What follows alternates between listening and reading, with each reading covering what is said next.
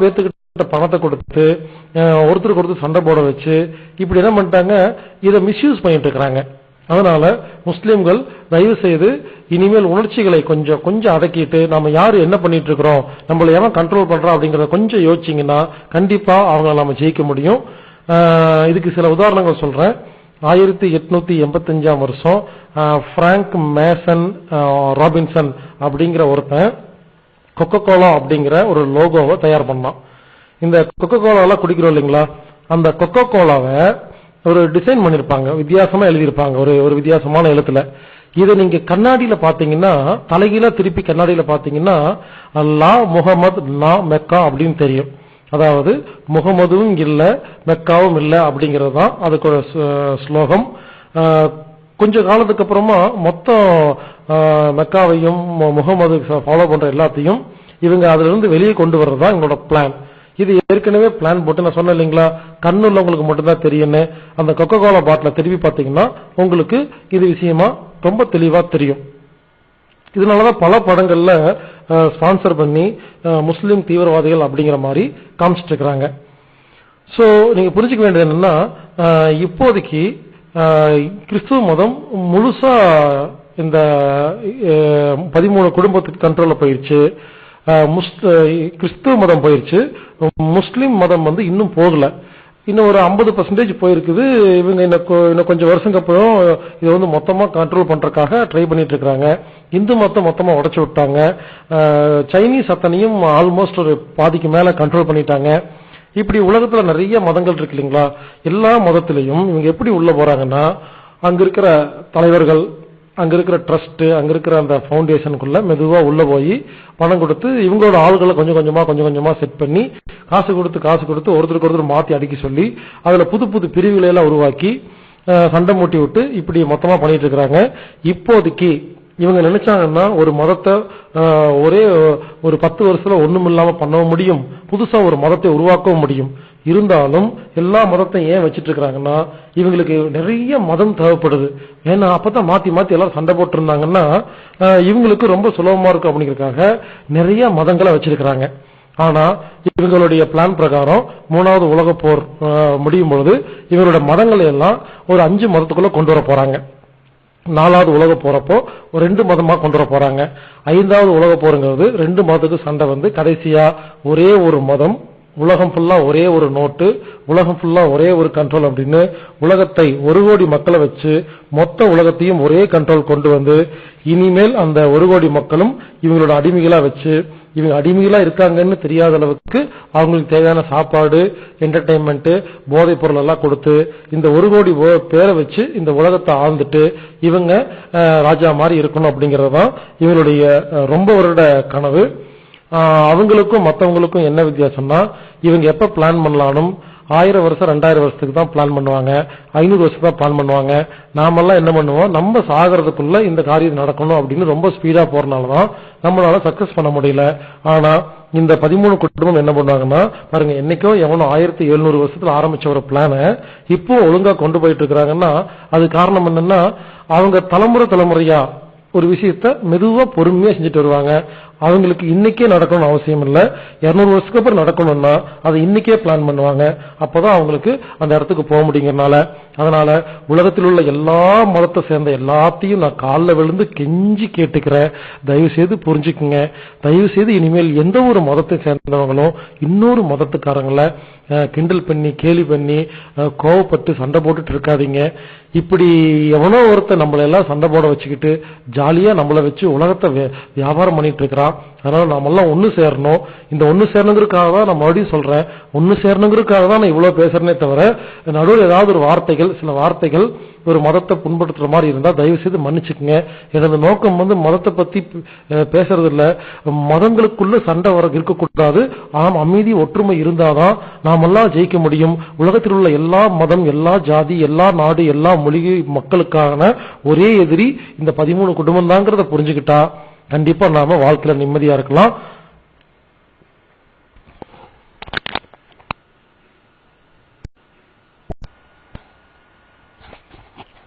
நீங்கள் கேட்க இருப்பது உலக அரசியல் பை பீசோ மாஸ்டர். மொத்தம் 6 பாகம். இது 5வது பாகம். மொத்தம் 6 மணி நேரம். இந்த பாகம் ஒரு 1 மணி நேரம் இருக்கும். மேலும் விவரங்களுக்கு pisomaster@gmail.com அப்படிங்கிற இமெயில் மூலம் தொடர்பு கொள்ளுங்கள்.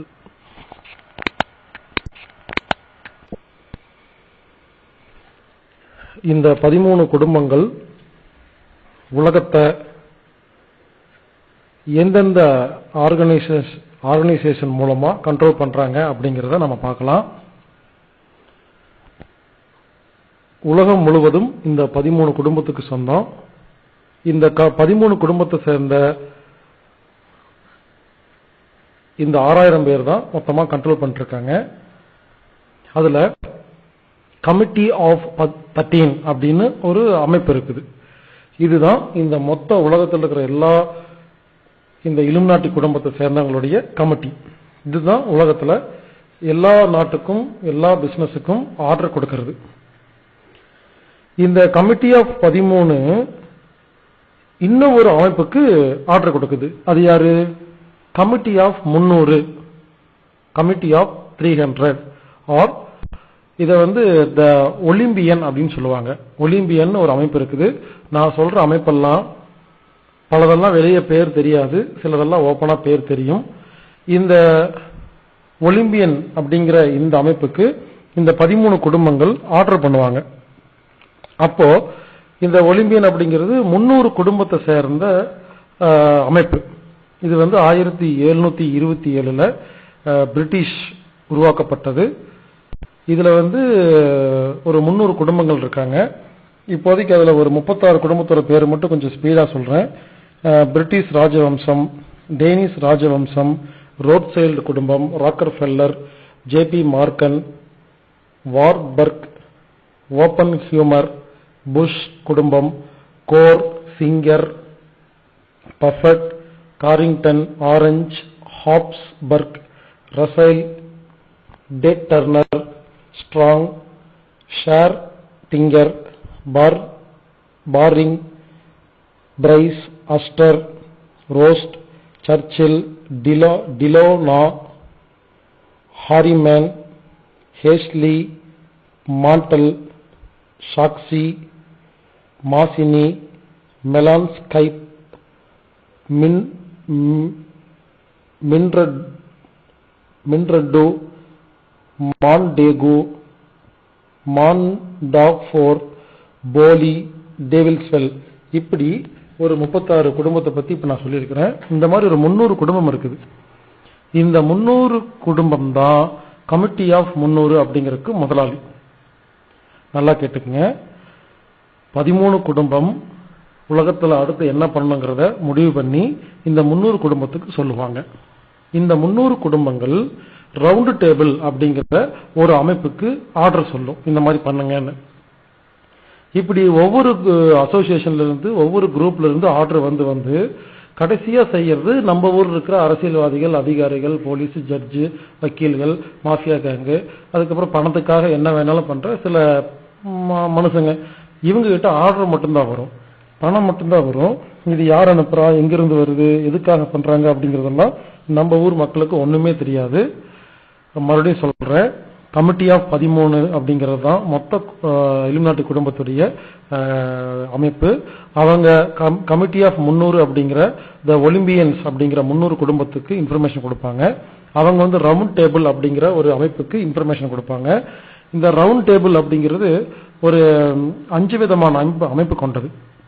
பில்டர்பெர்க், Club of Rome, RIIA, CFR, Trilateral Commission அப்படிங்கிற ஒரு 5 அமைப்புக்கு இந்த ரவுண்ட் டேபிள் இன்ஃபர்மேஷன் கொடுப்பாங்க. இதுல RIIA அப்படின்னா Royal Institute of International Affairs, CFR அப்படின்னா கவுன்சில் ஆஃப் ஃபாரின் ரிலேஷன்ஷிப்.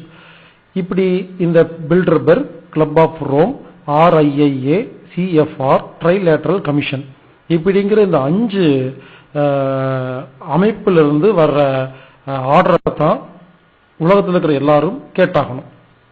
இந்த 5 அமைப்பை பத்தி நாம கண்டிப்பா தெரிஞ்சுக்கணும். ஏன்னா இவங்க தான் உலகத்தை ஆட்டி வச்சிட்டு இருக்காங்க. முதல்ல பில்டர்பெர்க் அப்படிங்கிற அந்த அமைப்பை பத்தி பார்க்கலாம். இது உலகத்துல ஒரு 6000 இலுமினாட்டி குடும்பத்தை சேர்ந்தவங்க இருக்காங்க மெம்பர் அப்படின்னு பார்த்தோம் இல்லைங்களா. அந்த 6000 பேத்துல ஒரு 140 முக்கியமான பெருந்தலைகள்லாம் ஒன்னு சேர்ந்த ஒரு அமைப்புக்கு பேர் தான் கிளப் பில்டர்பெர்க். BILDERBERG. இது எப்ப உருவாச்சுன்னு கேட்டீங்கன்னா 1954ல இந்த இலுமினாட்டி குடும்பத்திலேயே அமெரிக்கன்ஸுக்கும் யூரோப்ஸுக்கும் கருத்து முரண்பாடு வந்துச்சு சில விஷயங்கள்ல. அப்போ உடனடியா இவங்க எப்பவுமே என்ன பண்ணுவாங்கன்னா, இவங்களுக்குள்ள சண்டை வந்துச்சுன்னா அதை வெளியே சொல்ல மாட்டாங்க. ஏன்னா சொன்னா அப்புறம் எதிரிகளுக்கு ரொம்ப ஈஸியா போய் அதுக்கப்புறம் இவங்களை முடிச்சிருவாங்க அப்படிங்கறதுக்காக இவங்க வெளியே சொல்லாம 1954ல 29ஆம் தேதி 5வது மாசம் 1954ஆம் வருஷத்துல பில்டர்பெர்க் கிளப் அப்படிங்கிறது உருவாச்சு. இது பில்டர்பெர்க் அப்படிங்கிற ஹோட்டல்ல வச்சு இந்த கிளப் உருவானனால அந்த பில்டர்பெர்க்னு பேர் வச்சுட்டாங்க. இந்த 140 பேர் சேர்ந்து அந்த பில்டர்பெர்க்கை உருவாக்கி இருக்கிறாங்க. இவங்க இயர்லி ஒன்ஸ் மீட்டிங் போடுவாங்க. இந்த மீட்டிங் எங்க நடக்குன்னு யாருக்குமே தெரியாது. இது நான் சொன்ன மாதிரி அந்தமான் தீவுகள்ல எங்கேயாவது ஒரு தீவுகள்ல யாருக்குமே தெரியாது. இவங்க தனித்தனியா படகுல கப்பல்ல ஹெலிகாப்டர்ல தான் இறங்கிடுவாங்க. இவங்களுக்கு எப்பவுமே 3 அடுக்கு செக்யூரிட்டி இருக்கும். உலகத்திலேயே இருக்கிற எல்லா செக்யூரிட்டி கம்பெனி இவங்களோட தான். அதனால ஹை செக்யூரிட்டில ஒன்னு சேருவாங்க. இவங்க என்ன பேசுறாங்க, என்ன முடிவெடுக்கிறாங்கன்னு இது வரைக்கும் உலகத்துல யாருக்குமே தெரியாத ரகசியமா இருக்கும். இந்த நெதர்லாந்துல லேடன் யூனிவர்சிட்டி அப்படிங்கிற ஒரு யூனிவர்சிட்டியில தான் இவங்களுடைய இந்த பில்டர்பெர்க்குடைய அமைப்புடைய ஆபீஸ் அன்அபிஷியலா இயங்கிட்டு இருக்குது. இந்த கிளப்புக்கு பெரிய பெரிய விஐபிகள்லாம் வந்திருக்கிறாங்க. யுஎஸ் பிரசிடென்ட் எல்லாருமே கண்டிப்பா வந்தாகணும். ஸ்பின் கிங்ஸ் எல்லாம் வந்திருக்காங்க, ஸ்பெயினுடைய கிங்ஸ் எல்லாம் வந்திருக்கிறாங்க, நெதர்லாந்து குயின்ஸ் எல்லாம் வந்திருக்கிறாங்க, ஐபிஎம் முதலாளி, ராயல் டச் முதலாளி, ஷெல், நோக்கியோ, டிம்லர், இப்படி பல விஐபிகள் இவங்க கூப்பிடுவாங்க. கூப்பிட்டு உட்கார வச்சு பேசி என்ன பண்ணணும் என்ன பண்ணக்கூடாது அப்படிங்கறதெல்லாம் சொல்லுவாங்க. இதுல ஒருத்தர் கூட இந்தியன் ஃபேமிலி கிடையவே கிடையாது.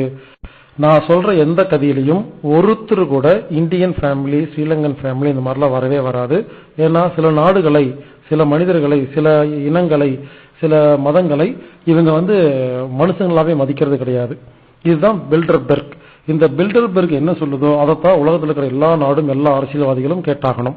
அடுத்தது த கிளப் ஆஃப் ரோம். இப்படி ஒரு அமைப்பு இருக்குது. இந்த அமைப்பு மூலியமா உலகத்துல பல வேலைகள் பண்ணிட்டு இருக்கிறாங்க. இது 1968ஆம் வருஷம் ஆரம்பிச்சாங்க. இதுல 75 மெம்பர் இருக்கிறாங்க. இத்தாலியில ராக்கர்ஃபெல்லருடைய பெரிய அரண்மனையில இது ஆரம்பிக்கப்பட்டது. இதோடைய நோக்கம் என்னன்னா, வேர்ல்டு அண்டர் ஒன் கண்ட்ரோல், அதாவது உலகத்தை ஒரே ஒரு கொடைக்கு கீழே கொண்டு வர்றது தான் இவங்களுடைய மொத்த திட்டம். அதுல என்ன திட்டம்னா, கூடிய சீக்கிரமா 3வது உலக போரை கொண்டு வரதுக்காக பிளான் பண்ணியிருக்காங்க. 3வது உலக போரை கொண்டு வரும் பொழுது வட அமெரிக்கா, தென் அமெரிக்கா, ஆசியா அப்படின்னு சொல்லி, ஆஸ்திரேலியான்னு சொல்லி இப்ப இருக்கிற நாடுகள் எல்லாம் உடைச்சு அழிச்சு பாம்பு போட்டு அது பண்ணி இது பண்ணி மொத்தம் 10 நாடா பிரிக்க போறாங்க. இதுதான் முதல் திட்டம். அதுக்கப்புறம் கொஞ்ச நாளுக்கு அப்புறம் அடுத்த பிளான் போட்டு உலகத்தில் உள்ள எல்லா நாட்டையும் 4 நாடுகளா பிரிக்க போறாங்க. அதுக்கப்புறம் மறுபடியும் இன்னொரு சண்டையை கொண்டு அதை உலகமே ஒரே கண்ட்ரோல்ல கொண்டு வரக்காக ஏற்பாடு பண்ணிருக்காங்க.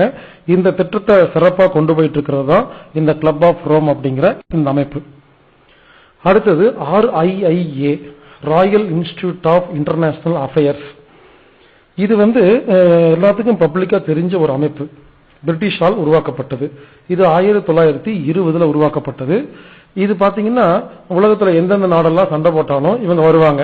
வந்துட்டு நாங்க சமாதானம் பேசுறோம் அப்படின்ட்டு இவனுக்கு வருவானுங்க. உண்மையிலேயே பார்த்தா இவனுக்கு சண்டை மூட்டி விடுறது இவனுக்கு தான். சமாதானங்கிற பேர்ல உள்ள போய் இருக்கிற பிசினஸ் எல்லாம் முடிச்சுட்டு குழப்பி விட்டு நாட்டை குட்டிச்சவராக்குறது இவனுக்கு தான்.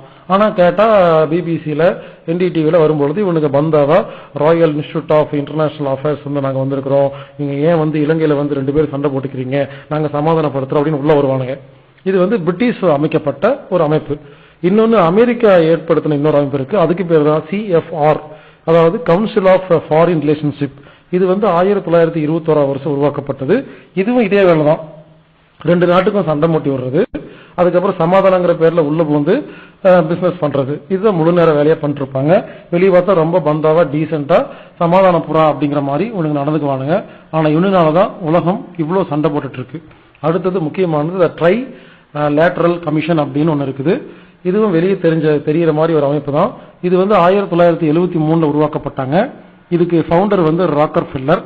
இதுல வந்து அமெரிக்கா, யூரோப், அப்புறம் ஜப்பான் இந்த 3 நாடு தான் முக்கியமான மெம்பரா இருக்குது. இதோட வேலையும் முழு நேரமா உலகத்துல எல்லா மக்களுக்கும் நாட்டுக்கு நாடு சண்டை மூட்டி விட்டு சமாதானப்படுத்துறதுதான் இவங்களோட வேலை. இப்படி ரவுண்ட் டேபிள் அப்படிங்கிற ஒரு அமைப்பு மூலியமாக அவங்களுக்கு கீழே Bilderberg, Club of Rome, RIAA, CFR, Trilateral Commission அப்படிங்கிற இந்த 5 அமைப்பு தான் உலகத்துல எல்லா சண்டைக்கும் அடிப்படை காரணம். இந்த 5 அமைப்புல இருக்கிற எல்லா மெம்பர்களும் இலுமினாட்டி குடும்பத்தை சேர்ந்தவங்க மட்டும்தான், வேற யாரையும் உள்ள சேர்த்த மாட்டாங்க. இந்த 5 அமைப்புகளும் உலகத்துல பல பெரிய ஒரு 100-200 அமைப்புகளை கண்ட்ரோல் பண்ணிட்டு இருக்கு. அந்த 100-200 அமைப்புகளோட பேர் சொல்லணும்னா பெரிய லிஸ்ட் இருக்கும். இருந்தாலும் சில முக்கியமான அமைப்புகளை சொல்றேன். அதுல ஃப்ரீ மேசனரின்னு ஒரு அமைப்பு இருக்குது. ஒண்ணு இல்லைங்க, இது வந்து எல்லா ஊர்லயும் எல்லா நாட்டிலயும் இருக்குது. எல்லா ஊர்லயும் சென்னையில் இருக்குது. இது வந்து அமெரிக்கான்னு ஒரு நாடு உருவாகிறதுக்கு முன்னால் இருந்து ஆரம்பிச்சு கொண்டு வந்திருக்காங்க. அப்படிதான் அமெரிக்கா கொண்டு வந்தாங்க. முதல்ல வந்து மாசானிக் ரோட்டரி கிளப் அப்படின்னு வச்சிருந்தாங்க, ஃப்ரீ மேசனரி கிளப்னு வச்சிருந்தாங்க. இப்ப வந்து ரோட்டரி கிளப்னு மாத்திட்டாங்க. இது வந்து மாசானிக் லாட்ஜ் அப்படின்னு சொல்லுவாங்க. கோயம்புத்தூர்ல கூட ரேஸ் கோர்ஸ்ல ஒரு மாசானிக் டெம்பிள் ஒரு ஹாஸ்பிட்டல் இருக்கு. இந்த இடத்துல ஏற்கனவே இந்த ஃப்ரீ மேசனரி ஆபீஸ் வச்சிருந்தாங்க. இப்ப அது ஹாஸ்பிட்டலா மாத்திட்டாங்க. அப்புறம் மாசானிக் டெம்பிள்னு சில இடத்துல பார்த்திருப்பீங்க. இந்த மாசானிக் டெம்பிள்ங்கிறது வேற ஒண்ணும் இல்ல, இந்த சர்ச் ஆஃப் சாத்தான் அப்படிங்கிற சாத்தான வணங்குறவங்களுக்கான ஒரு டெம்பிள். வெளியே சர்ச் ஆஃப் சாத்தான் போட்டிருக்க மாட்டாங்க, மாசானிக் டெம்பிள் அப்படின்னு தான் போட்டிருப்பாங்க. ஏற்கனவே சொன்ன மாதிரி அமெரிக்காவில் இருக்கிற அந்த சுதந்திர தேவி சிலை கூட இந்த ஃப்ரீ மேசனரி இருக்காங்க இல்லைங்களா, பிரான்ஸ்ல இருக்கிற எல்லா ஃப்ரீ மேசனரி கிளப்பும் ஒன்னு சேர்ந்து இந்த அமெரிக்காவுக்கு கிஃப்டா கொடுத்திருக்காங்கன்னா பாருங்களேன். அது வந்து லூசிபர் கடவுளுடைய ஒரு சிலை. இவங்க வந்து 3 பிரிவா இருக்கிறாங்க. முதல்ல ஆரம்பத்துல சேர்ந்தீங்கன்னா அப்ரண்டிஸ் அப்படின்னு சொல்லுவாங்க. அடுத்தது ஃபெல்லோ கிராப் சொல்லுவாங்க. அதுக்கப்புறம் மாஸ்டர் மேசன் அப்படின்னு சொல்லுவாங்க. இவங்க நிறைய சிம்பல்லாம் இருக்குது, நிறைய பதவிகள் இருக்குது. இது எதுக்குன்னு கேட்டீங்கன்னா, ஒவ்வொரு ஊர்லயும் இந்த விஐபி இருக்காங்க, பெரிய பெரிய கம்பெனி முதலாளிகள், பண்ணையாருங்க, மிராசுதாரு, இவங்களெல்லாம் கொண்டு வந்து ஒரு கூட்டுக்குள்ள அடைச்சு இவங்களுக்கு சில ரகசிய திட்டங்கள்லாம் சொல்லுவாங்க. இப்படி பண்ணு அப்படி பண்ணுன்னு, வெளிநாட்டுல இருந்து ஃபண்டு வருது அப்படின்னு சொல்லிட்டு. இப்ப கூட பாத்தீங்கன்னா ரோட்டரி கிளப் அப்படிங்கிற பேர்ல பல விஐபிகள்லாம் ஒன்னு சேர்ந்து உட்கார்ந்துட்டு வாரத்துக்கு ஒரு நாள் மீட்டிங் போட்டு ஏதாவது பேசிட்டு இருப்பாங்க. அதுக்கப்புறம் வருஷத்துக்கு ஒருக்கா கணக்கு காட்டுறதுக்காக ஏதோ ஒரு ப்ரோக்ராம், கண்தானம், இலவச ரத்த தானம், ஏதோ ஒரு ப்ரோக்ராம் எல்லாம் பண்ணி கணக்கு காட்டி பணத்தை எடுத்துட்டு இருப்பாங்க. இவங்க முழு நேர வேலையே இதுதான். இப்படி ஊர்ல இருக்கிற பெரிய மனுஷங்களுக்கெல்லாம் பணத்தை கொடுத்து இவங்களை கண்ட்ரோல் வச்சுக்கிறது. ஏன்னா இந்த பண்ணையாருங்க, பெரிய ஆளுங்க, விஐபிக இவங்களை மட்டும் நம்ம கண்ட்ரோல் வச்சுக்கிட்டா மொத்தம் அந்த பொதுமக்களை, முட்டாள் பொதுமக்களையும் கண்ட்ரோல் வச்சுக்கலாம் அப்படிங்கறதுக்காக உருவாக்கப்பட்டதுதான் ஃப்ரீ மேசனரி கிளப் அப்படிங்கறது பேரு. இது இந்த ஃப்ரீ மேசனரி கிளப் இப்பவும் எல்லா நாட்டிலும் எல்லா ஊர்லயும் நடந்துட்டு இருக்குது. அதுக்குள்ள போகும்போது அதை வந்து ரகசியமா கை குலுக்குவாங்க, சில ரகசியமா சில ஃபார்மாலிட்டி பண்ணிக்குவாங்க. அங்க நடக்கிற விஷயத்த வெளியே யாருக்குமே சொல்லக்கூடாது அப்படின்னு சொல்லியிருப்பாங்க. இந்த பெரிய மனுஷங்களும் அங்க நடக்கிறது எதையுமே வெளியே சொல்லிக்க மாட்டாங்க. இவங்க மூலியமாக உலகத்துல லோ லெவல்ல பல எல்லா நாட்டிலும் இருக்கிறதுனால ஈஸியா கண்ட்ரோல் பண்ணிட்டு இருக்காங்க. அடுத்தது ஸ்கல் அண்ட் போன் அப்படின்னு ஒரு அமைப்பு இருக்குது. இந்த அமைப்பும் ஒரு ரகசிய அமைப்பு, இது யாருக்கும் தெரியாது. இதோட ஹெட் ஆபீஸ் வந்து ஏல் யூனிவர்சிட்டியில யுஎஸ்ல இருக்குது. இதுல வந்து புதுசா ஜாயின் பண்றது அவ்வளவு சாதாரண விஷயம் கிடையாது. இதுல வந்து ஜூஸ் யாரையும் சேர்த்திக்க மாட்டாங்க. இது வந்து ஒரு தனியான ஒரு அமைப்பு. இந்த அமைப்புல வந்து சேரணும் போது இது அந்த குடும்பம், அந்த இலுமினாட்டி குடும்பத்தில் இருக்கவங்க மட்டும்தான் சேர முடியும். இதுல இவங்க சேரும் பொழுது ஒரு சவப்பெட்டியில படுக்க வச்சு மறுபடியும் எந்திரிக்க வச்சு, நீ பழைய ஆள் செத்து போயிட்டே அப்படின்னு சொல்லி புதுசா ஆளுக்கு பேரெல்லாம் கொடுத்து இதை வந்து சேர்த்திக்குவாங்க.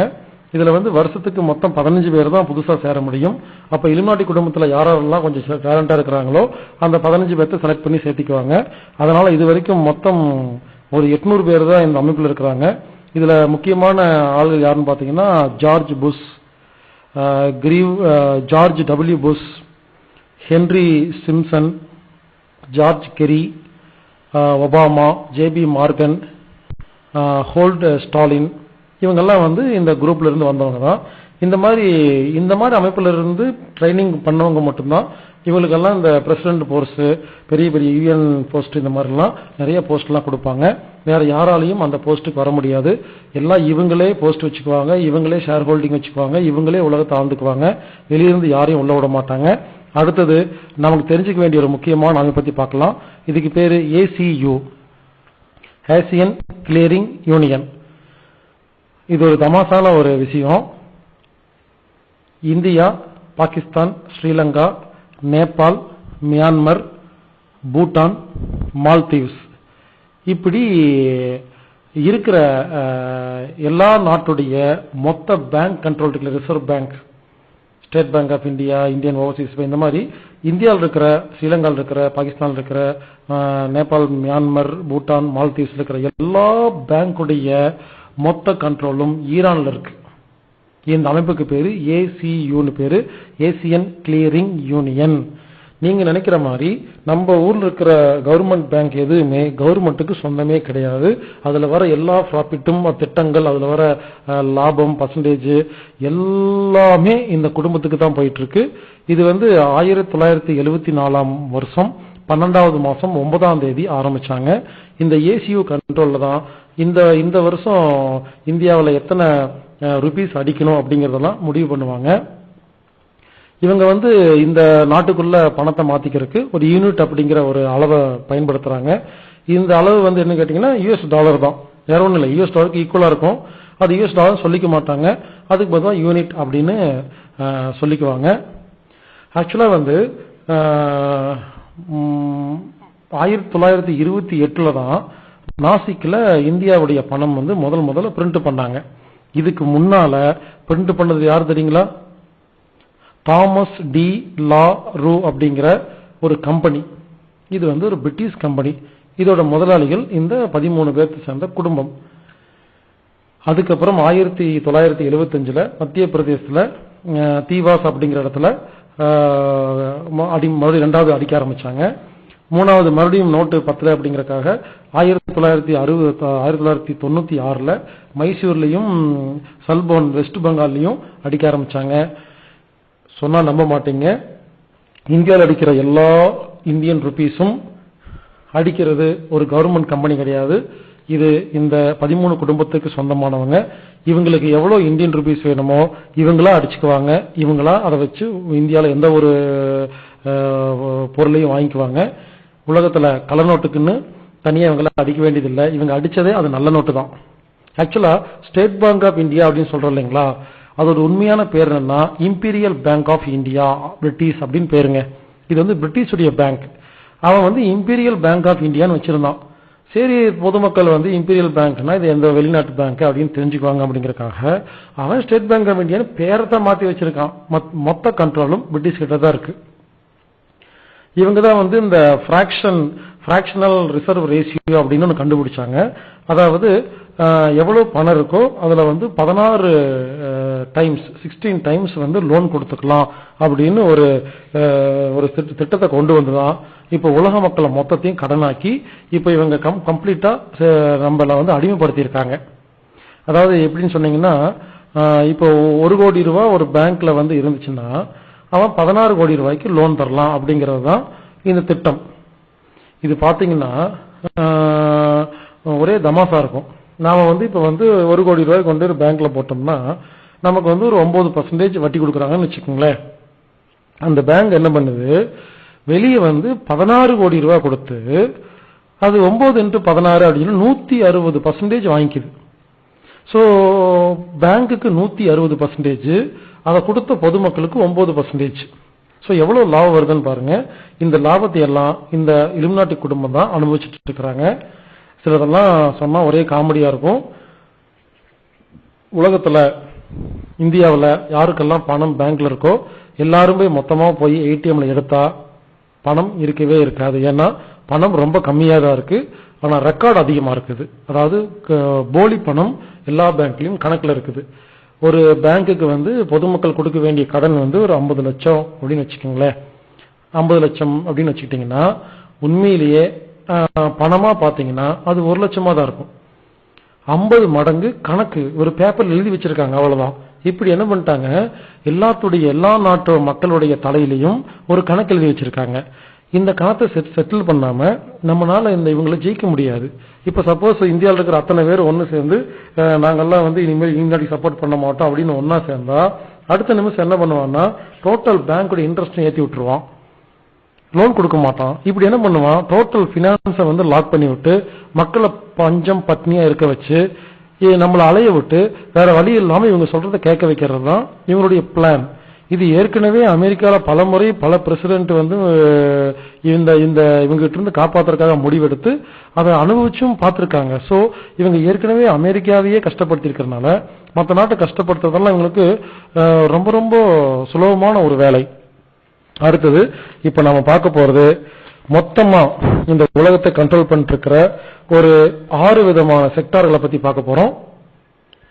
இந்த உலகத்தில் இருக்கிற எல்லா பேங்க் அண்ட் மணி இருக்கு இல்லைங்களா, பணம், இதை எப்படி கண்ட்ரோல் பண்றாங்கன்னா பாருங்க. இன்டர்நேஷனல் மணி சென்டர் பேங்க்ஸ் இதோட முதலாளி இவங்க தான். Central banks, International Money Fund, World Bank இவங்களுக்கு தான் சொந்தம். International Bank of Settlement, World Conservation Bank, multinational corporations and foundations. இப்படி இந்த அமைப்புகள் மூலமாக உலகத்தில் உள்ள மொத்த பேங்கையும் தன்னுடைய கண்ட்ரோலுக்கு வச்சிருக்கிறாங்க. அடுத்தது செக்யூரிட்டி சொசைட்டிஸ் குரூப். இது பல குரூப் வெளியே தெரியாது. Freemasonry, Skull and Bones, Grand Oriental Lodge, Grand Albina Lodge, Knights Templar, Royal Order of the Garter, Priory de Sion, ரிசோரியஸ். இப்படி பல குரூப் சீக்ரெட்டா இருக்கிற சில குரூப். இதெல்லாம் வெளியே தெரியவே தெரியாது. இது மூலியமா தான் வேர்ல்டு ஃபுல்லா கண்ட்ரோல் பண்ணிட்டு இருக்காங்க.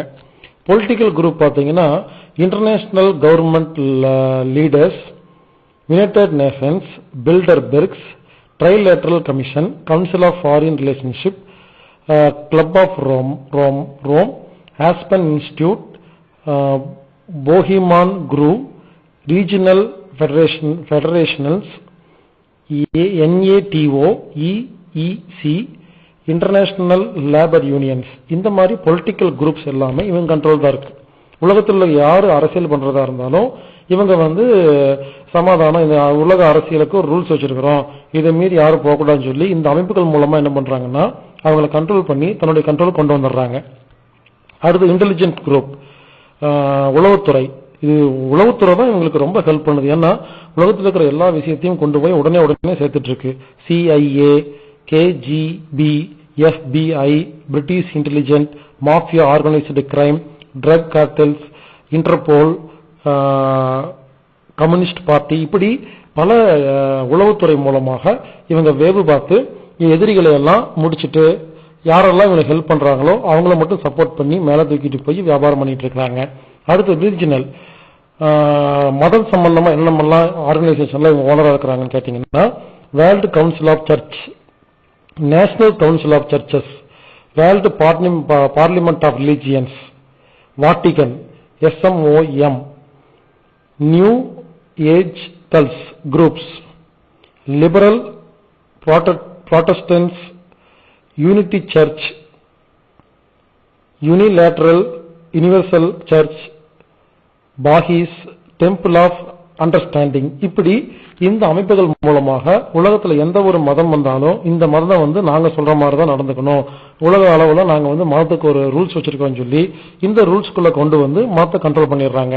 கடைசி எஜுகேஷனையும் கை வச்சுட்டாங்க.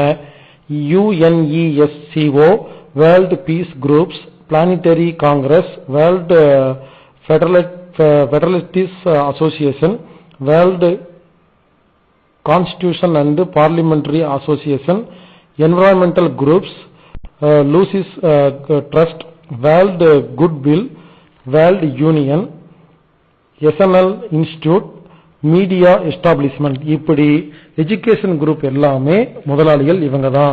இவங்களுக்கு அனுமதி இல்லாம உலகத்தில் எஜுகேஷன் டிபார்ட்மெண்ட்ல யாரும் வர முடியாது. இப்படி ஆயிரக்கணக்கான குரூப்புகளை வச்சு அதுக்கு பேர் வச்சு இது எல்லாத்துக்கும் இவங்களே தலைகளா இருந்துட்டு வேணும்னு என்ன பண்றதுன்னா நம்மள குழப்பி விட்டுட்டு நம்மளுடைய மொத்த கண்ட்ரோலையும் எடுத்துக்கிறாங்க. இன்னும் நிறைய கம்பெனி இருக்குது, கடகடன் பேர் சொல்றேன். ACI, the Cosmo Club, CFR, Council of Nine, Johnson Security, Johnson Group, Wordo Cetrius, OTO Group, MI6, MJ12, the Mothers of Darkness, Pilgrim Society, Pelew D. Sion, Process Church, Sanherdin, Temple of Power. உலகத்தில் இருக்கிற எல்லா security போர்ஸும் இவங்க கண்ட்ரோல்ல தான் இருக்குது. அப்புறம் federal bank, federal reserve bank, உலகத்தையே control பண்ற அமெரிக்கன் ஃபெடரல் ரிசர்வ் பேங்க் வந்து 1913 வருஷத்துல உருவாக்குனாங்க. இதோட முதலாளிகளும் இவங்க தான். 1902 வருஷத்துல ஜெனரல் எஜுகேஷன் போர்டு உருவாக்குனாங்க. அந்த கண்ட்ரோல்ல தான் இப்ப உலகத்தில் இருக்கிற எல்லா எஜுகேஷன் டிபார்ட்மெண்ட்டும், ஸ்கூல், காலேஜ் எல்லாம் இருக்குது. இலுமினா கார்ப் அப்படின்னு ஒரு கார்ப் உருவாக்கி இருக்காங்க. இதுல வந்து இலுமினாட்டிக்கெல்லாம் ட்ரைனிங் கொடுத்துட்டு இருக்காங்க. நீங்க கூகுள்ல இலுமினா கார்ப்னு போட்டீங்கன்னா நிறைய ட்ரைனிங் கொடுக்கும்போது லீக் ஆன சில வீடியோஸ் எல்லாம் பார்க்கலாம். IMF அவங்க கண்ட்ரோல் தான் இருக்குது. CIA, CFA, Bank of London, New York Stock Exchange complete அவங்க கண்ட்ரோல் வச்சிருக்காங்க. இவங்க அனுமதி இல்லாம எந்த ஸ்டாக்கும் மேல போகாது, கீழே வராது. ஃபெடரல் எமர்ஜென்சி மேனேஜ்மெண்ட் ஏஜென்சிஸ் வச்சிருக்காங்க. FEMA அப்படின்னு ஒரு அமைப்பு வச்சிருக்காங்க.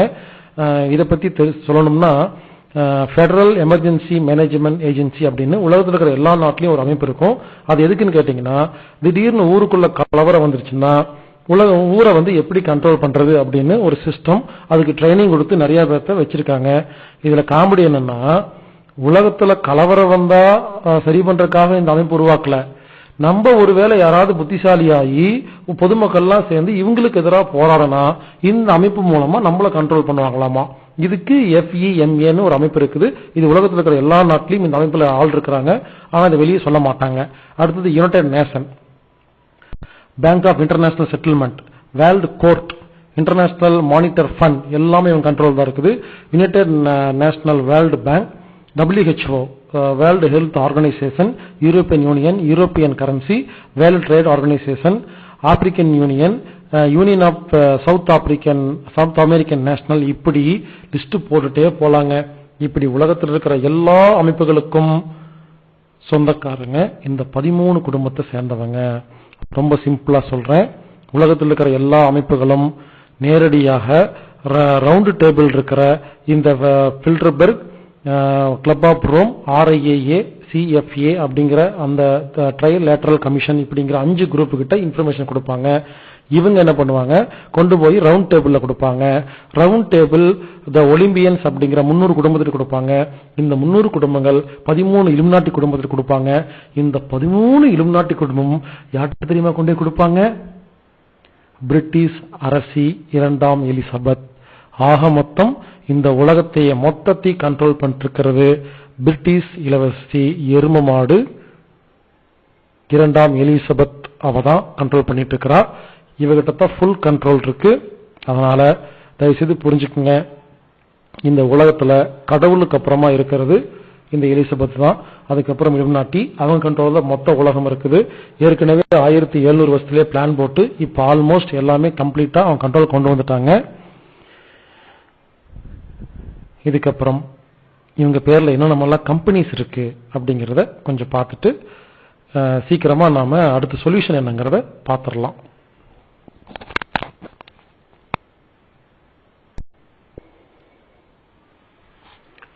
இந்த 13 குடும்பத்திற்கு உலகத்துல எந்தெந்த கம்பெனி எல்லாம் சொந்தம் அப்படின்னு பார்க்கலாம். ஆக்சுவலா அதை பார்க்க வேண்டிய அவசியம் இல்லை. உலகத்தில் இருக்கிற எல்லா கம்பெனியும் அவங்களோட தான். இருந்தாலும் ஒரு பேர் சொல்லும் பொழுது நமக்கு ஒரு கன்ஃபர்மேஷன். இந்த கன்சியூமர் ப்ராடக்ட்ஸ் இருக்கு இல்லைங்களா, HUL, இந்துஸ்தான் யூனிலிவர் லிமிடெட், அது முழுதும் அவங்களோட தான். ITC அப்படிங்கிற இந்தியன் டொபாக்கோ கம்பெனி, அந்த இந்தியன் பேர் வச்சா நாம அது இந்தியன் நினைச்சுக்குவோம், கிடையாது. ITC குரூப் ஆஃப் ஹோட்டல்ஸ், இந்தியாவில் இருக்கிற எல்லா பெரிய ஹோட்டலும் ITCக்கு சொந்தமானது. எல்லா சிகரெட்டும், பீடி சிகரெட் எல்லாம் அவங்களுக்கு சொந்தமானது. இப்போ ITC பிஸ்கட் வேற போட்டாங்க. பிரிட்டானியாவும் அவங்களோட தான், ITC அவங்களோட தான். கோல்கேட் கம்பெனி, பாமோலிவ் கம்பெனி எல்லாம் அவங்களோடது. PNG, ப்ராக்டர் அண்ட் கேம்பிள் அவங்களோடது. இப்படி கணக்கு போட்டு பார்த்தா எல்லா கன்சியூமர் ப்ராடக்டும் அவங்களோட தான். இந்த HUL இருக்கு இல்லைங்களா, இந்துஸ்தான் யூனிலிவர் லிமிடெட், இதுக்கு என்னென்னலாம் ப்ராடக்ட் இருக்குன்னு நான் சொல்றேன், ஆச்சரியமா இருக்கும். டிவியில வர எல்லா ப்ராடக்டும் இந்த இலுமினாட்டி குடும்பத்துக்கு சொந்தமானது. Quality Walls ice cream, Magnum ice cream, பான் சம்பந்தப்பட்ட எல்லாமே, Lifebuoy, Hamam, Comfort, Pears soap, Chik shampoo, Harpic, Rin, Surf Excel, 3 Roses tea, Domex, Closeup, L18, Vim bar, Pepsodent, Dove soap, Clear shampoo, Vaseline, Fair and Lovely, Rexona, Lipton tea, Bru coffee, Kissan jam, Axe. பாருங்க, இதுதான் daily நம்ம டிவியில பார்த்துட்டு இருக்கோம். இந்த அத்தனை கம்பெனியும் இவங்களுக்கு சொந்தமானது. இது எப்படி நம்ம கண்டுபிடிக்கிறதுனா, டிவியில விளம்பரம் வரும் பொழுது, விளம்பரம் முடியும் பொழுது நம்ம பார்க்கும்போது நமக்கு ரைட் சைடில், டிவியில லெப்ட் சைடில் நம்ம பார்க்கும்போது ரைட் சைடில் சின்னதா கட்டமா ஒன்று இறங்கும். அதுல யூ அப்படிங்கிற மாதிரி ஒரு படம் போட்டிருக்கும் ப்ளூ கலர்ல. அதுக்கு என்ன அர்த்தம்னா யூனிலிவர் லிமிடெட் அப்படின்னு பேருங்க. இது பிரிட்டிஷ் கம்பெனி, இந்த இலுமினாட்டி குடும்பத்துக்கு சேர்ந்தது. யூனிலிவர் லிமிடெட் இது இவங்க ஆரம்பிச்சாங்க. இது இந்தியாவுக்குள்ள வரும்போது என்ன பண்ணாங்க, இந்துஸ்தான் லிமிடெட் அப்படின்னு வச்சாங்க. நமக்கு தான் இந்துஸ்தான், இந்தியா, பாரத் அப்படின்னா நம்ம ஓடி போய் வாங்க ஆரம்பிச்சிருவோமே. நம்ம எல்லாரும் இது நம்ம இந்தியா கம்பெனி நினைச்சு எல்லாரும் வாங்கிட்டு இருந்தோம். அப்புறம் கொஞ்ச நாளுக்கு அப்புறம் நல்லா ஸ்ட்ராங் ஆகி நல்லா வசதி வந்தோடனே இந்துஸ்தான் லீவர் லிமிடெட் அப்படின்னு மாத்தினா, அதுக்கப்புறம் இந்துஸ்தான் யூனிலிவர் லிமிடெட் அப்படின்னு மாத்திருக்கிறான். கூடி சீக்கிரம் யூனிலிவர் லிமிடெட் அப்படின்னே மாத்திடுவான். கொஞ்ச நாளுக்கு அப்புறம் பிரிட்டிஷ் லிமிடெட் மாத்துவான். அதுக்கப்புறம் இலுமினாட்டி லிமிடெட் மாத்துவான். நம்ம எல்லாம் உட்காந்து வாங்கிட்டு இருப்போம். தயவு செய்து புரிஞ்சுக்குங்க, இப்போ நான் பேசிட்டு இருக்கிற ஆள் எவ்வளவு பவர்ஃபுல்னு உங்களுக்கே தெரிஞ்சிருக்கும். நாம கடையில போய் வாங்குற ஒவ்வொரு சோப்பு, சீப்பு, கண்ணாடி, பவுடர், பேஸ்ட் எல்லாம் இவனுக்கு தான் சொந்தம். அப்ப எவ்வளவு கோடி லாபம் வருது. இந்த கோடி லாபத்தை கொஞ்சமா பிச்சு எடுத்து நம்ம அரசியல்வாதிகளுக்கும் அதிகாரிகளுக்கும் போலீஸ் இந்த மாதிரி மாஃபியா கேங்கு பணத்தை கொடுத்தா என்ன வேணாலும் செய்யற சில பெண்கள் ஆண்கள் கிட்ட கொண்டே கொடுத்தா இவங்க சலாம் போட்டுட்டு இவங்களுக்கு ஹெல்ப் பண்ணுவாங்களா மாட்டாங்களா?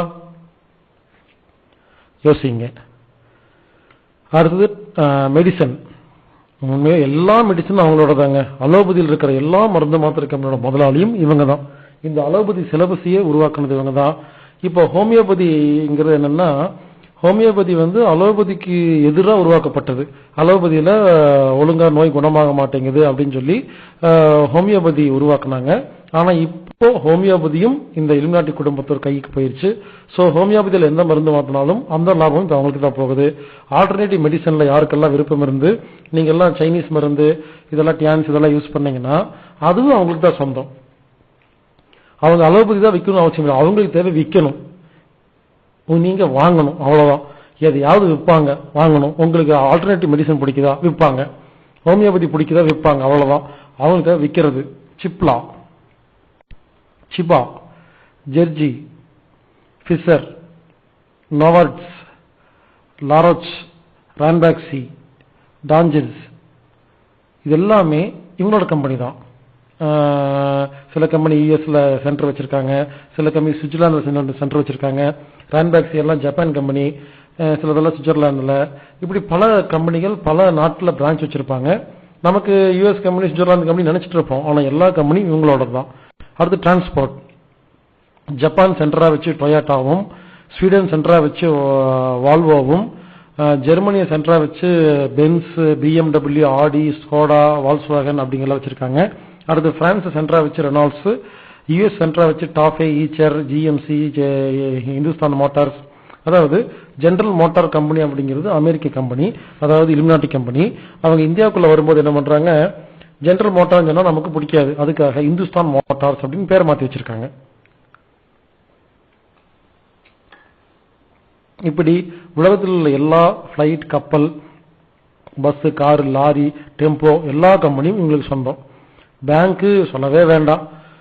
சின்ன சின்ன கோஆபரேட்டிவ் பேங்கை தவிர மற்ற எல்லா பேங்கும் அவங்களுக்கு தான். Citi Bank, ICIC, HSBC, Axis, Yes Bank, HDFC, Muthoot Finance, Cholamandalam Corporation, DBSC, SBI, SCB, Standard Chartered Bank, இப்படி லிஸ்ட் போயிட்டே இருக்குங்க. முத்தூட் பினான்ஸ் அப்படிங்கிறது நம்ம ஊரை சேர்ந்த முத்தச்சன் ஒருத்தர், முத்தப்பன் ஒருத்தர் ஆரம்பிச்சு டெவலப் பண்ணி கொண்டு வருவாரு. இவனுக்கு என்ன பண்ணுவானுங்க, மொத்தமா புடுங்கிட்டு இப்ப அவனுக்கு வச்சுட்டானுங்க. அதே மாதிரி சோழமண்டலம் அப்படிங்கிறது ஒருத்தர் கஷ்டப்பட்டு உருவாக்கின பேங்க DBS அப்படின்னு வாங்கிட்டாங்க. இப்படி எல்லா பேங்கையும் இப்ப நீங்க யாராவது புதுசா வந்து இந்த உலகத்துல கம்பெனி ஆரம்பிச்சீங்கன்னா சந்தோஷமா டெவலப் பண்ணுவாங்க. ஏன் தெரியுங்களா? என்னைக்கு இருந்தாலும் அந்த கம்பெனி உங்களுக்கு தான். அதே மாதிரி cellphone company Apple, Sony, Samsung, Philips, Ericsson எல்லாம் அவங்களுக்கு தாங்க. இவங்களே சண்டை போட்டுக்குவாங்க மாத்தி மாத்தி. திடீர்னு பாத்தீங்கன்னா சாம்சங்க்கு ஆப்பிளுக்கு சண்டைம்பாங்க, ஆப்பிளுக்கு சாம்சங் சண்டைம்பாங்க, கோர்ட்ல கேஸ் போட்டுவானுங்க. இவங்களே கேஸ் போட்டுவாங்க, நடத்திக்குவானுங்க. மொத்தம் எல்லாமே லாபம் அவங்களுக்கு தான். அப்புறம் கம்யூனிகேஷன், ஜிமெயில் அவங்களோடதுங்க, கூகுள் டோட்டலா அவங்களோடது, ட்விட்டர், ஃபேஸ்புக், சேட்டான், வாட்ஸ்அப், உலகத்தில் இருக்கிற எல்லா கம்ப்யூட்டர் சம்பந்தப்பட்ட எல்லாமே அவங்களோடது தான். ஸோ ஒன்றும் பண்ண முடியாது, எல்லாமே டோட்டல் கண்ட்ரோல் அவங்ககிட்ட இருக்குது. டெல்லியில அக்ஷயா தாம்னு ஒரு பெரிய அமைப்பு இருக்குது, அது அவங்களுக்கு சொந்தமானது. எங்கெங்கெல்லாம் ஒண்டர்லா அப்படிங்கிற பேர்ல தீம் பார்க் இருக்குதோ இதெல்லாம் டிஸ்னிக்கு சொந்தமானது. அப்புறம் ஆஸ்கார் விருது வந்து இவங்க தான் கொடுக்குறாங்க. இவங்க பார்த்து முதல்லயே வந்து பணம் வாங்கிட்டு, பெரிய பெரிய ஆளுக்கு பணம் வாங்கிட்டு ஆஸ்கார்லாம் கொடுப்பாங்க. இவங்களுடைய படத்துக்கு மட்டும் கொடுத்துக்குவாங்க. இப்படி ஆஸ்கார் அப்படிங்கிறது ஒரு கமர்ஷியல் ஒரு கம்பெனி. அதே மாதிரி நோபல் பிரைஸ் வந்து இவங்களுக்கே மாத்தி மாத்தி கொடுத்துக்குவானுங்க. எவன் நல்ல காரியம் பண்றானோ அவனுக்குலாம் கொடுக்க மாட்டானுங்க. எவன்லாம் ஊரை ஏமாத்துறானுங்களோ, எவன்லாம் பொய் சொல்றாங்களோ, எவன் வந்து உலக மக்களை அழிக்கிறதுக்காக மருந்து மாத்திரை கண்டுபிடிக்கிறானுங்களோ அவனுங்களாம் நோபல் பிரைஸ் கொடுத்துட்டு உட்கார்ந்துருப்பானுங்க. அப்புறம் கிரிக்கெட், டோட்டல் கிரிக்கெட் கவுன்சில் வந்து அவன் கண்ட்ரோல் இருக்கு. அது ஒரு சூதாட்டம். நம்மளை எல்லாம் உட்கார வச்சு பார்க்க வச்சு அவன் வியாபாரம் நடத்திட்டு இருக்கிறான். ஃபுட்பால், இப்படி எதுங்க சொல்றது, கார்ட்டூன், WWF எல்லாத்துடைய மொத்த கண்ட்ரோல் அவங்ககிட்ட தான் இருக்கு. அவங்க தான் முடிவு பண்றாங்க. ரிலையன்ஸ்ங்கிறது ஒரு இந்தியன் கம்பெனி கிடையாது. ரிலையன்ஸ் அப்படிங்கிற ஒரு வெளிநாட்டு கம்பெனிக்கு நம்ம ஊரு அம்பானிங்கிறவர் ஒரு பினாமி, அவர் வந்து கார்டியன், அவ்வளவுதானே தவிர மொத்த லாபமும் இந்த இலுமினாட்டி குடும்பத்துக்கு தான் போய் சேருது. ஏன்னா இவங்களோட அனுமதி இல்லாம ஒரு கம்பெனி வைக்க முடியாதுன்னு பார்த்தோம் இல்லைங்களா? அப்ப இவங்க எப்படி வச்சிருக்க முடியும், அம்பானி எப்படி வச்சிருக்க முடியும்? அம்பானி இலுமினாட்டி குடும்பத்துக்கு சல்யூட் போடுற ஒருத்தர், அவ்வளவுதான். அவருக்கு மொத்த லாபத்துல ஒரு % இவருக்கு வந்துடும், அவ்வளவுதான். ஆக மொத்தம் இது ரிலையன்ஸ் உடைய ஓனரே இலுமினாட்டி தான். அதே மாதிரி டாடா கம்பெனி வந்து இந்தியன் கம்பெனி. இது வந்து டாடாட்ட இருந்து இப்போ ஆல்மோஸ்ட் புடுங்கிட்டாங்க. இண்டிகாம் அப்படின்னு ஒழுங்கா வச்சிருந்தாங்க, அதை டொக்காமாகிட்ட புடுங்கி கொடுத்துட்டாங்க. நானோ கார் வச்சிருந்தாங்க. ஊர்ல எத்தனையோ கார்லாம் வந்து இந்தியாவில் வந்து பிசினஸ் பண்ணுவாங்களாமா. நம்ம நாட்டு டாடா கார் நானோ வைக்கிறதுக்கு மட்டும் அரசியல்வாதிகள் அவ்வளவு பிரச்சனை பண்ணாங்க. இந்த அரசியல்வாதிகள் அத்தனை பேருமே இந்த இலுமினாட்டி கிட்ட பணத்தை வாங்கிட்டு வேணுமுன்னே பண்ணது. நம்ம ஊருக்காரனை கெடுக்கிறதுக்கு நம்ம ஊருக்காரர் இருந்தா போதும், வேற யாருமே வெளியிருந்தெல்லாம் வர வேண்டாம். ரொம்ப சிம்பிள்ங்க. இந்த உலகம் கெட்டு போறதுக்கு ஒரே ஒரு காரணம், பணத்துக்காக என்ன வேணாலும் செய்யற டேஸ் பசங்க, அவ்வளவுதான். இந்த டேஸ்ங்கிறதுக்கு எவ்வளவு வேணா கெட்ட வார்த்தை போட்டுக்குங்க. இந்த டேஸ் பசங்களும் டேஸ் பெண்களும் பணம் கொடுத்தா என்ன வேணாலும் செய்யறவங்க. இவங்க ரொம்ப தூரத்துல இல்ல, நம்ம வீட்டுல, நம்ம பக்கத்து வீட்டுல, எதிர் வீட்டுல, ஃப்ரெண்டு, தெரிஞ்சவங்க, சொந்தக்காரங்க யாருமே கிடையாது. இப்படி பணத்துக்காக என்ன வேணாலும் செய்யற இவங்கனாலதான் இவங்க தைரியமா தொழில் நடத்திட்டு இருக்காங்க. ஏன்னா 1000 பேர் நல்லவங்க இருந்தாலும் ஒரே ஒருத்தங்க பணத்தை வாங்கிட்டு 1000 பேர்த்த முடிச்சு கொடுத்துட்றாங்க. ஃப்ரூட்டி அப்படிங்கிற கம்பெனி இந்தியன் கம்பெனி. இதை மரியாதையா கேட்டு பார்த்தாங்க, மொத்தமா எழுதி கொடுத்துட்டு போன்னு கேட்டாங்க. அந்த ஃப்ரூட்டிக்கார ஒத்து வரல. இப்ப என்ன பண்ணாங்க, ஃப்ரூட்டியில வந்து ஒருத்தர் வந்து ஃப்ரூட்டி கம்பெனியில கையெடுத்துட்டு HIV இருக்கிற அந்த பிளட் வந்து ஃப்ரூட்டிக்குள்ள போயிடுச்சு, அதனால சாப்பிடாதீங்கன்னு கவர்மெண்ட் பர்மிஷன் வாங்கி ஊரெல்லாம் கொடுத்து இப்ப ஃப்ரூட்டிங்கிறத மொத்தமா முடிச்சு போட்டாங்க. அதே மாதிரி பாருங்க, இப்போ கடையில் போய் கேட்டீங்கன்னா ரின் சோப்பு மட்டும் தான் கிடைக்கும், துவைக்கிற ஒண்ணுமே கிடைக்காது, சர்ஃபெக்சல் மட்டும் தான் கிடைக்காது. ஏன்னா இது ரெண்டு அவங்க கம்பெனி. 501, பொன்வண்டு, நிர்மா, இந்த கம்பெனி எல்லாம் மொத்தமா முடிச்சுட்டாங்க. இவங்க போய் கேட்பாங்க, கொடுக்கணும். கொடுக்கலன்னா ஏதோ ஒன்று கலாட்டா பண்ணி கம்பெனியை திவால் பண்ணி விட்டுருவாங்க. ஸ்பிரிச்சுவல் ஈசா யோகா சென்டர் வந்து அவங்க கண்ட்ரோல் தான் இருக்குது. ஆரம்பத்தில் இல்ல, ஜக்கி வாசுதேவன் அவர் ஐயா வந்து ரொம்ப நல்லவர். அவர் ஆரம்பத்தில் ஒழுங்கா தான் பண்ணிட்டு இருந்தாரு. அதுக்கப்புறம் நித்யானந்தருக்கு எப்படி லாக் போட்டாங்களோ அதே மாதிரி லாக் போட்டு இப்போ ஈசா யோகா மெடிடேஷன் அப்படிங்கிற மொத்த ஃபவுண்டேஷன் இப்போ இலுமினாட்டி கண்ட்ரோல் இருக்குது. அவங்க தான் காசு சம்பாரிச்சிட்டு இருக்காங்க. அதுல ஜக்கி வாசன் அப்படிங்கிறவர் அவர் சும்மா வச்சுக்கிட்டு அவர் போட்டோ வச்சு சம்பாரிச்சிட்டு இருக்காங்க. நித்யானந்தர் அதே மாதிரி தான் கேட்டாங்க, கொடுக்க மாட்டேன்னு சொன்னாரு, அவரை முடிச்சு விட்டாங்க. அமிர்தானந்தமயி, ஓசோ எல்லாம் கம்ப்ளீட்டா இப்ப அவங்க கண்ட்ரோலுக்கு போயிருச்சு. அன்னை தெரசா சம்பந்தமா பேர் வச்சு எந்த ஒரு இன்ஸ்டியூட் இருந்தாலும் அது இவங்க தான் டெவலப் பண்ணியிருக்காங்க. அப்புறம் Art of Living Sri Ravishankar, அவர் மட்டும்தான் இன்னும் வந்து இலுமினாட்டி கண்ட்ரோலுக்கு போகாம இருக்கிறாரு. என்ன தைரியத்தில் அவர் போகாம இருக்காருன்னு சொல்றேன்னா, ரீசெண்டா அவர் பேசின பேச்சு யூடியூப்ல கேட்டு பாருங்க. இவர் இது எகென்ஸ்டா பேசியிருக்கிறாரு. இந்தியாவில் இந்த இலுமினாட்டிக்கு எகென்ஸ்டா பேசினவங்க எனக்கு தெரிஞ்சு மொத்தமாவே 4 பேர் தான். அது யாருங்கிறத பார்க்கலாம். அதுக்கெல்லாம் ஒரு தைரியம் வேணும், அதுக்கு ஒரு மைண்ட் வேணும். சும்மாலாம் யாரும் பேசிட முடியாது. எப்ப பேச முடியும் தெரியுங்களா, அந்த இலுமினாட்டியை விட நாம கொம்பேன் அப்படிங்கிற எண்ணம் இருக்கிறவங்க மட்டும்தான் பேச முடியும். தயவு செய்து இந்த பேச்சை கேட்டுட்டு இருக்கிற யாராவது எங்கிட்ட வந்துட்டு பயமுறுத்துற மாதிரி தயவு செய்து பேசிடாதீங்க. என்ன உங்களுக்கு பயமா இல்லையாங்கிற வார்த்தையை பயன்படுத்தாதீங்க. உங்களுக்கு தைரியம் இல்லைங்கிறதுக்காக என்ன நீங்க தைரியத்தை குலைக்காதீங்க. உங்களுக்கு ஒருவேளை பயமா இருந்தா நீங்க ஓடி போய் வீட்டுக்குள்ள உட்காந்துக்குங்க. என் பக்கத்துல வராதிங்க, எங்கிட்ட பேசாதீங்க. பல பேர் அப்படிதான், ஒருத்தர் தில்லா செஞ்சுட்டு இருந்தா அவனை போய் குலைப்பி விடுறது, அவனை போய் பயமுறுத்துறது, அப்புறம் முடிச்சு போடுறது. நீ உனக்கு தில் இல்ல, தைரியம் இல்ல, நெஞ்சில மஞ்சாச்சோறு இல்லைன்னா வீட்டுல பேசாம உட்கார வேண்டியதானே. எதுக்கு அடுத்த போய் ஐடியா கொடுத்துட்டு இருக்க? இனிமேல் என்கிட்ட யாராவது வந்துட்டு ஏதாவது நெகட்டிவா பேசுங்க வச்சுங்களேன், கெட்ட கோபம் வந்துடும். தில் இருந்தா மட்டும் பக்கத்துல வாங்க, இல்லைன்னா ஓடி போயிருங்க வீட்டுக்கு. இப்படி உலகத்தில் உள்ள மொத்த கம்பெனியும் இவங்களுக்கு சொந்தம். எந்த கம்பெனி சொந்தம் இல்லை அப்படின்னு தான் சொல்லணும். ஏன்னா எல்லா கம்பெனியும் சொந்தம். ஒருவேளை வீக்கோ சில கம்பெனி இந்தியன் கம்பெனி அப்படின்னு லிஸ்ட் போட்டு கொடுத்தா என்னங்க தெரியுங்களா, கொஞ்ச நாளுக்கு அப்புறம் அந்த கம்பெனியை வாங்கிடுவான், அவ்வளவுதான். சோ இப்ப என்ன பொருள் வாங்கணும் நமக்கே தெரியல. ஏன்னா எந்த பொருள் வாங்கினாலும் நம்ம வாங்குற பெட்ரோல்ல இருந்து, ஷர்ட்ல இருந்து, பேண்ட்ல இருந்து, சோப்பு, பேஸ்ட் எல்லாமே எல்லா கம்பெனியும் இவங்களுக்கு தான் சொந்தங்கிறது ஏன் இன்னும் எல்லாத்துக்கும் தெரியலங்கிறது எனக்கு புரியல.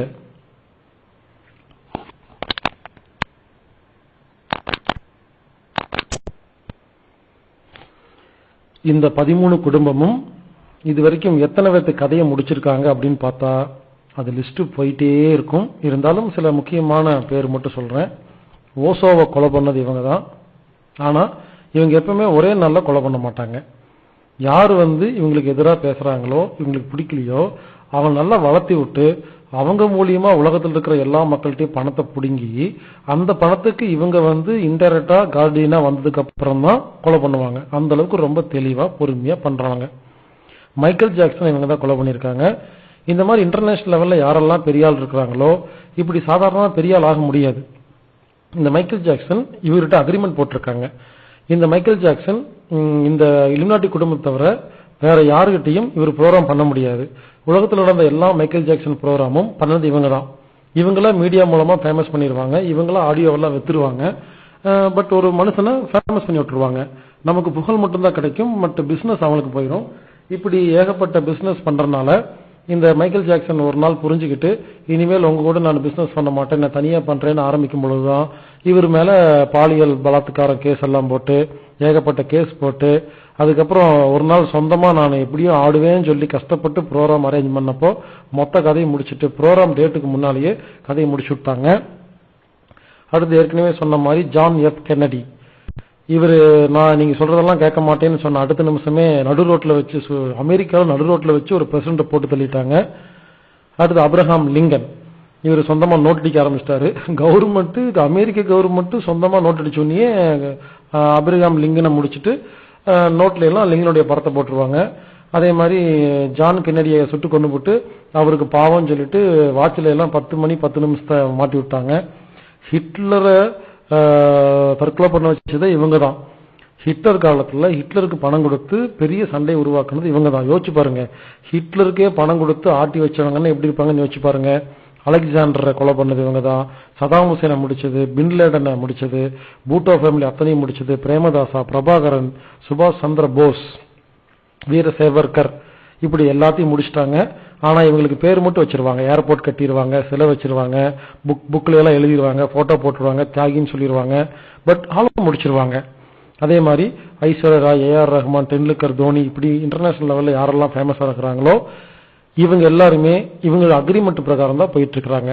ஐஸ்வர்யா ராய்க்கு உலக அழகி பட்டம் கொடுக்கறதுக்கு முன்னால இந்த இலுமினாட்டி குடும்பத்துல தான் நீ பிசினஸ் பண்ணணும், அவங்க தான் மேனேஜர். ஏஆர் ரஹ்மானுக்கு இப்போ ஆஸ்கார் விருதெல்லாம் கொடுத்தாங்க இல்லைங்களா, கொடுக்கறதுக்கு முன்னாலேயே ஹாலிவுட் படத்துல எல்லாம் இவங்களுக்கு சீப் தர ரேட்டுக்கு புக் பண்ணிட்டு தான் அதுக்கப்புறம் தான் கொடுப்பாங்க.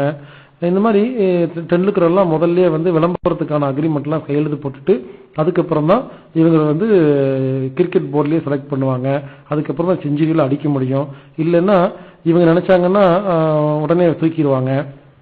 இப்படி இப்படி இந்த ஏஆர் ரஹ்மான், ஐஸ்வர்யா ராய், டெண்டுல்கர், தோனி எல்லாம் பெரிய பணக்காரங்க நமக்கு தெரியும். அந்த பணம் எல்லாம் இவங்க போட்ட பிச்சை. அப்ப யோசிச்சு பாருங்க இவங்க எவ்வளவு சம்பாதிச்சிருப்பாங்கன்னு. இப்படி உலகத்தில் இருக்கிற எல்லா விஐபிகளுக்கு பின்னாலையும் ஒரு பெரிய கதை இருக்கு. அந்த கதை தான் இந்த 13 குடும்பத்தின் கதை. ஆக மொத்தம் இந்த உலகத்துல எது நடந்தாலும் இந்த 13 பேர்த்த மீறி நடக்கவே நடக்காது.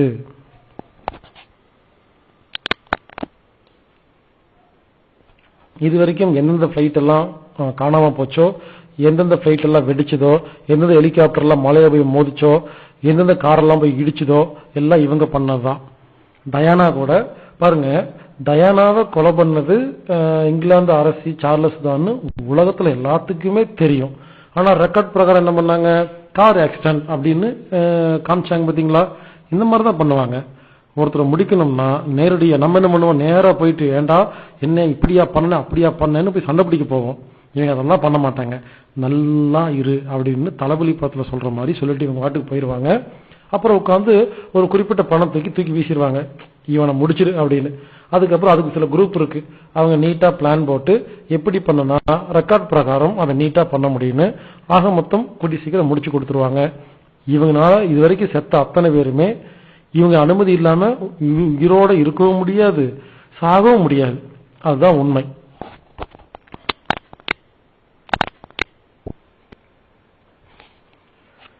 இத்தனை வருஷமா இந்த 13 குடும்பமும் இவ்வளவு காரியம் பண்ணிட்டு வராங்களே, இவங்களுடைய பிளான் என்ன, கடைசியா என்னதான் பண்ண போறாங்க அப்படின்னு பார்த்தா ஒன்னே ஒண்ணுதாங்க, இந்த உலகத்தை அவங்க மொத்தமா ஆட்சி செய்யணும்.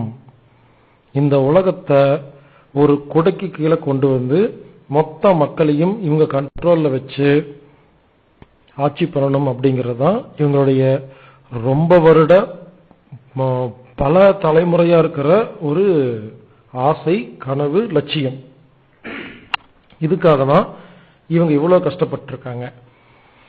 அதுக்கு என்ன பண்ண போறாங்கன்னா, முதல்ல 3ஆம் உலக யுத்தத்தை ஏற்படுத்த போறாங்க. ஏற்கனவே இந்த 2ஆம் உலக யுத்தத்தை கொண்டு வந்தது இவங்க தான். இதுக்காகத்தான் இந்தியா ஸ்ரீலங்கா சண்டை, இந்தியா சைனா சண்டை, இந்தியா பாகிஸ்தான் சண்டை, இப்படி பல நாடுகளுக்குள்ள ஏன் தெரியுமா இவ்வளவு குழப்பம், சண்டை, ஜாதி சண்டை, மத சண்டை கொண்டு வந்திருக்காங்கன்னா, இந்த 3ஆம் உலக போருக்கு ஒரு காரணம் வேணும். இதுக்காக இப்பவே எல்லா நாட்டுக்கும் தேவையான ஆயுதங்கள் எல்லாமே சப்ளை பண்ணி வச்சுட்டு, இந்த 3ஆம் உலக போருடைய நோக்கம் என்ன தெரியுங்களா, உலகத்தை மொத்தம் 10 நாடுகளா மாத்துறது. உதாரணத்துக்கு வட அமெரிக்கா, தென் அமெரிக்கா, இந்தியா, பாகிஸ்தான், ஸ்ரீலங்கா இதெல்லாம் சேர்த்து மொத்தமா பூட்டான், நேபாள் எல்லாத்தையும் ஒன்னா சேர்த்து, பங்களாதேஷ் எல்லாம் ஒன்னா சேர்த்து ஒரு நாடு, இப்படி மொத்தம் 10 நாட்டா மாத்தி உலகத்தில் இருக்கிற 750 கோடி மக்களை 300 கோடி மக்கள், அதாவது பாதிக்கு பாதி மக்களை கொலை பண்ணிட்டு பாதிக்கு பாதி பாப்புலேஷன் கம்மி பண்றதுதான் இவங்களுடைய முதல் திட்டம். இந்த முதல் திட்டம் செய்யும் பொழுது ஊர்ல இருக்கிற பில்டிங், காரு, ரோடு இதுக்கெல்லாம் எதுவுமே டேமேஜ் ஆகாது. ஏன் தெரியுங்களா, ஒருவேளை நியூக்ளியர் பாம்பு போட்டு ஒரு உலகத்துல ஊர்ல இருக்கிற இந்தியா ஃபுல்லத்தையும் அழிச்சிட்டோம்னா மறுபடியும் இவங்க அதெல்லாம் கட்டுறதுக்கு ரொம்ப செலவாகும், நிறைய நேரம் தேவைப்படும். ஏன்னா இதெல்லாம் நம்ம வீடு இல்லை, நம்ம கார் இல்லை, அவங்க கார் அவங்க வீடு நினைச்சுக்கிறாங்க. நம்ம இந்த மனிதர்கள் அப்படிங்கிறது இந்த இவங்க சொத்துக்களை காப்பாத்துறதுக்கான ஒரு வாட்ச்மேன் மாதிரி தான் நினைக்கிறாங்களே தவிர நம்மள ஒரு மனுஷனா மதிக்கிறதே கிடையாது. அதனால இந்த 3ஆம் உலக யுத்தம் எப்படி இருக்குன்னு கேட்டீங்கன்னா, சப்போஸ் ஒரு பாம்பு வெடிக்குதுன்னு வச்சுக்கோங்களேன், அந்த பாம்பு வெடிச்சோடனே ஒரு குறிப்பிட்ட ஒரு 100 பில்டிங் சேதாரம் அடையுமே தவிர அந்த பாம்புல இருந்து வர விஷ வாயுக்கள் ஊருக்குள்ள பல கிலோமீட்டர் தாண்டி போய் பொதுமக்களை மட்டும் சாகடிக்கும். இப்படி மக்கள் மட்டும் செத்து போயிட்டாங்கன்னா, இந்த ஏற்கனவே சொன்ன பாத்தீங்களா ஒரு அமைப்பு வச்சிருக்காங்கன்னு, அந்த அமைப்பை வச்சு செத்து போன